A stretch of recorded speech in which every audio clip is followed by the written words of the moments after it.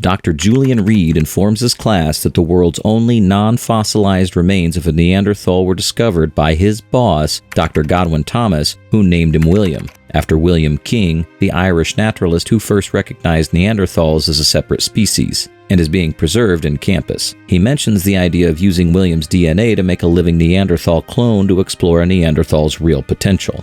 At a pub called Mahoney & Sons, Dr. Barbara Sullivan, a medical doctor with a PhD in reproductive endocrinology and bioengineering who secretly attended Julian's lectures, approaches Julian and tells him that to clone a Neanderthal, they need to replace the nuclear DNA of a sapiens donor egg with William's DNA. Although the idea is expensive and difficult, Julian wants to give it a try. When she asks why he has his eyes on cloning a Neanderthal, he shows her works of a Homo sapien and a Neanderthal that look similar and tells her that Neanderthals can help humans better understand themselves.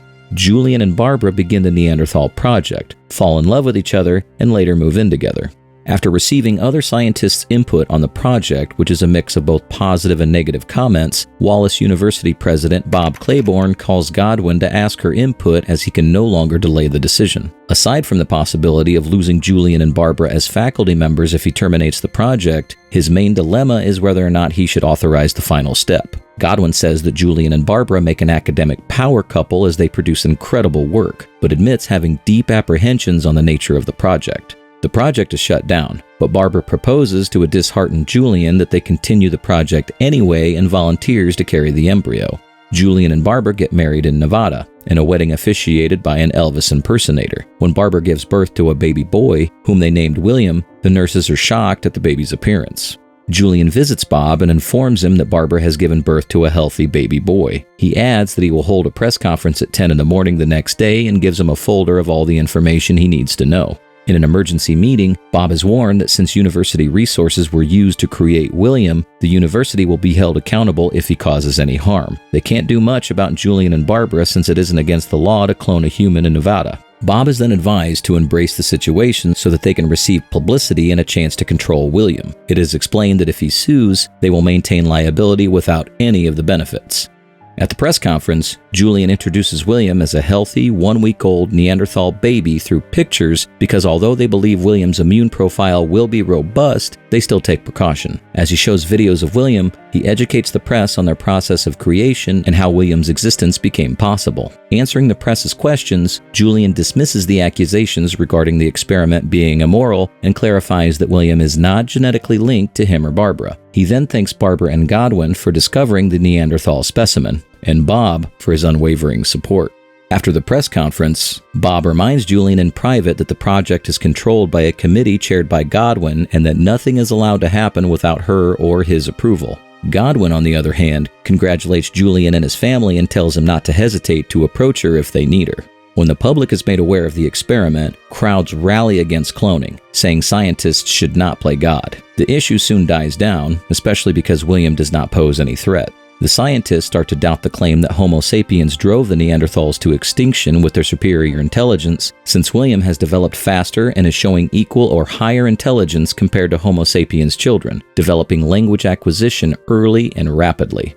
Although William is kept in a sterile environment, it is not enough to prevent him from getting sick. Barbara can't bear watching him through the glass as he continuously begs her to stay with him, so she enters his room, making his space no longer sterile. Because of this, the scientists discover that William's immune system is extremely strong and adaptive. While Julian is raising William like a lab rat, Barbara is raising him like her real son, and this poses a huge rift between the couple.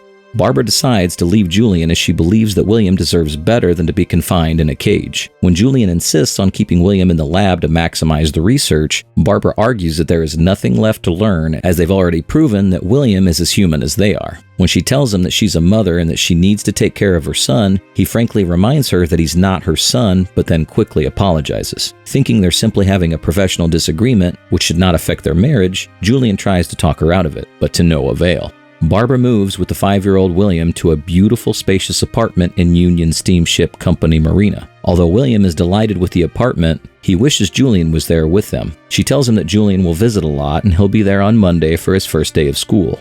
On William's first day at Quiggin Island Experimental School K-12, the principal tells Julian that they welcome diversity and that Barbara already told him about William. Julian asks the principal to treat William the same as the other children. Julian and Barbara observe William's class together with other parents, and Barbara asks Julian to consider that such exposure might be good for William, to which he agrees. When William gets home from school, tells Julian and Barbara about his new best friend Moosh and the animals that he saw. Years later, a preteen William rides his bike down the road and encounters 3 boys, who call him a caveman. They pursue him to a bridge where William fights back and overpowers them. Barbara then has to face one of the bullies' parents, who complain to the police and demand that they lock up William, the freak who attacked her son. Fortunately, the officer dismisses their complaint, but the parents who are waiting outside give William a hateful look as they leave. While Barbara tends to William's wound at home, she asks him what happened and learns that the bullies chased him and called him a caveman. She advises William to ignore such incidents next time and tells him that he's a Neanderthal, not a caveman, reminding him that he's special. William later looks up Neanderthals online and reads about them, including articles about him and the protests at the time. One day, when William and Julian are playing outside, Barbara calls them in for dinner. They walk towards the house, but when Julian meets Ted, who William says is Barbara's friend, Julian leaves, saying that he forgot he needs to attend a graduate seminar. Instead of visiting William, Julian sends Jacqueline, a graduate student in his lab, to conduct vital tests on him, as he has a conflict with his schedule. Furious, Barbara calls Julian, who is obviously and outwardly jealous of Ted. Teen William goes camping with his friends Moosh and Marcus, his first time getting out of the island. As they set up their tent, Moosh and Marcus tease William, who blushes at the mention of their classmate, Judy. Later, a man and a woman arrive at their spot and they offer the trio mushrooms, which Marcus accepts. When the woman becomes fascinated by William's appearance, Marcus mentions that William is a Neanderthal. Remembering the university experiment, the man is amazed and begins making comments. The woman asks Williams if he wants to go back to his own time, and when he says yes, she encourages him to do so. Julian, Barbara, and Ted watch William's play, where William is paired with Judy and they kiss at the end of the show. After the curtains close, William attempts to kiss her again, but she stops him. The principal informs Julian and Barbara that although William's grades are strong, he struggles with standardized tests as his cognitive patterns are unique, and he strongly recommends intensive tutoring, especially if he resubmits his college applications. Julian learns that Barbara withdrew William's applications without his or William's knowledge. Julian and Barbara argue about William's future. Julian wants William to join him at Wallace, but Barbara wants William to accept the offer to work part-time at a hardware store after graduation. The principal tells them that the decision is William's to make, not theirs. As Julian urges William to go back to Wallace and be part of new research, Barbara reminds William that he doesn't need to comply with it. William informs them that he wants to go to Wallace as a student and wants to earn his admission like everyone else. He also agrees to participate in the research if he gets in.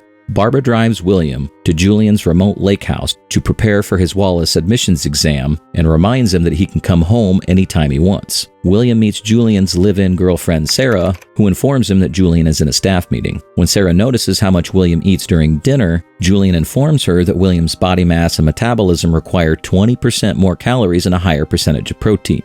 Days later, Julian is extremely disappointed at William's mock test scores and he projects his frustration to Sarah since she's the one tutoring him. William defends her, saying it's not her fault, but Julian leaves in anger.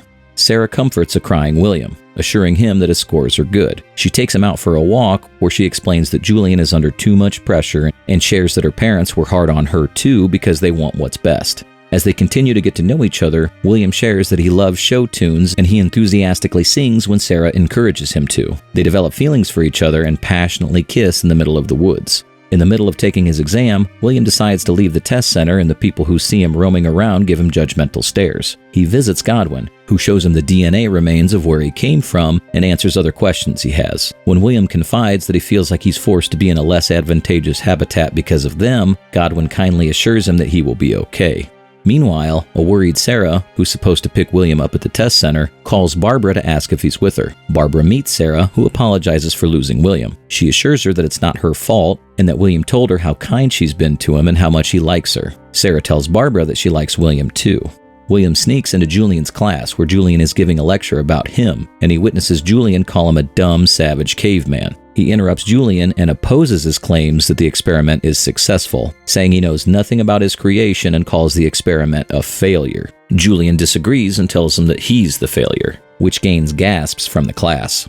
When William walks out, Julian runs after him and apologizes, saying he embarrassed him in his class. He tells William to go home and that they'll talk later, but William refuses and tells him that he's not his father. William unintentionally hits Julian in the head, which causes it to bleed, and hears the students call him a caveman. Barbara arrives at the scene and accompanies Julian to the hospital. She informs Sarah that William allegedly attacked Julian, but Sarah refuses to believe that he did it unprovoked and says that it must be Julian's fault. Barbara asks her to look for William, worried that he'll get hurt. Unfortunately, the police find William first and they gun him down. Sarah later takes a Neanderthal baby to the site where William's remains were discovered.